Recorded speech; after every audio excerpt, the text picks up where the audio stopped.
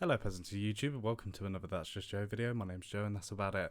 So today's video, very short video, there's no real news around it even though it's a thing we hear about all the time, but I just want to discuss streaming and how there is just so much content, so much television that I cannot catch a break.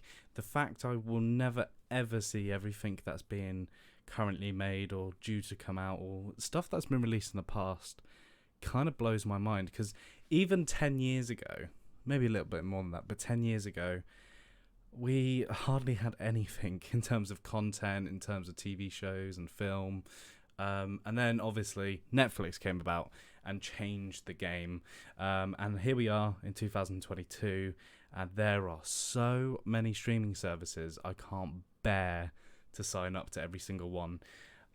It's just one of those things. It's a big competition. It's known as the streaming wars, and there is just so much content being pumped out, and stuff that, you know, people be interested in, and stuff that I'll be interested in.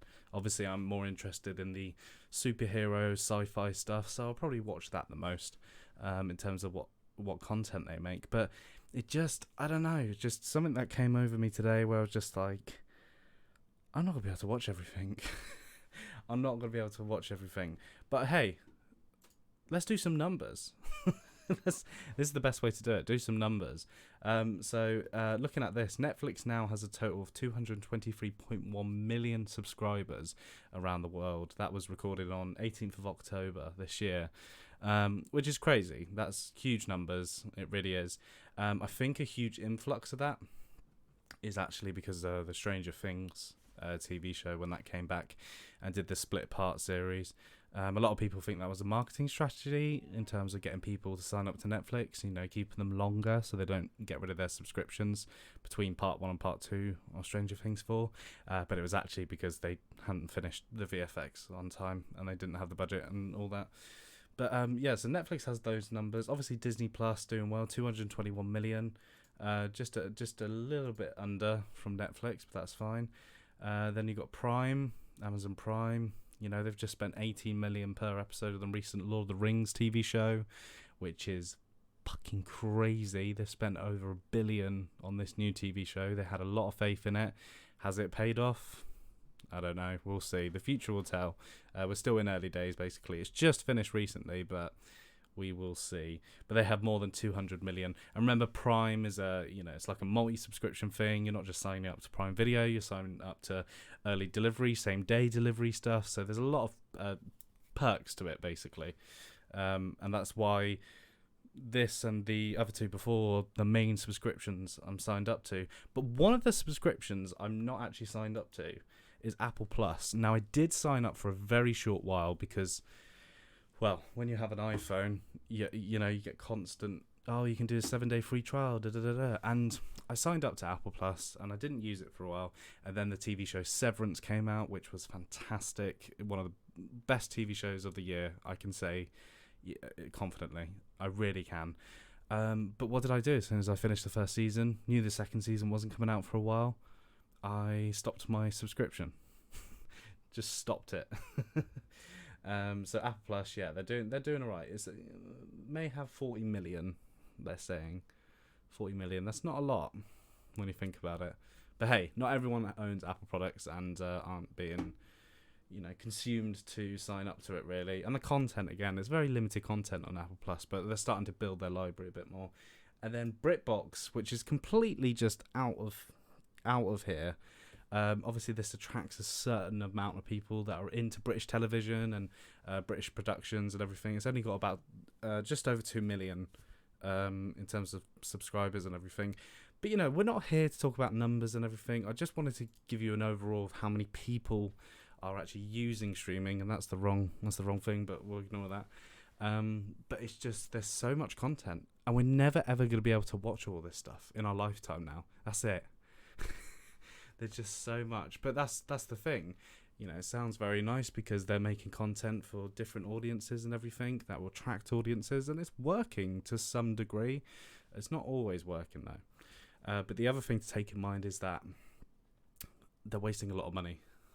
They're wasting a lot of money, especially on limited runs and all this, that is gonna, I think some of these streaming services are gonna crash and burn, to be honest. One of the main subscriptions I have is Sky.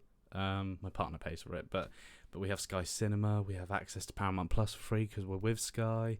I think we have a few other streaming services we get free, but there is just so many streaming services. I think in the next 10 years, there's going to be a plan, because people cannot afford all these streaming services. They can't. And I guess the main goal of the streaming wars is actually all these streaming companies coming together somehow in unity and getting every single person on this planet to subscribe to all of them, but through one way, so through one system. Can you imagine a website where you could sign in, or an app, and you have access to every single streaming app, streaming service? You had access to all of them, and you pay a monthly or yearly subscription, and it would be quite high, but it wouldn't be too high as you would paying for all these streaming services. I just don't know why no one has thought of that idea. It's not a great business plan, but I think in the future, in the next 10 years, someone will figure out a way to make it a good business plan, which is what I'm looking forward to, because I think the idea is there, but it needs to be executed right. I mean, my problem is just streaming has completely destroyed TV scheduling. It's gone out the window now. I think in the USA, they'd hardly watch cable TV anymore. You know, they're all watching streaming, or, well, just streaming, basically.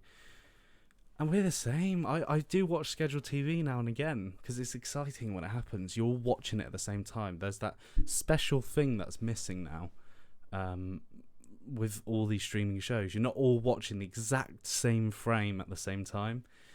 You can, you know, it will get released and you can watch it 5 minutes in an hour. You know, tomorrow, the next day, next week maybe.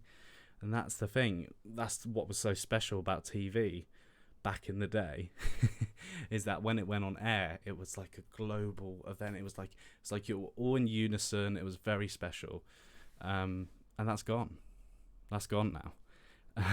A lot of people with cable TV, they're just like, yeah, I'll just watch it tomorrow on, you know, BBC iPlayer or Netflix or whatever.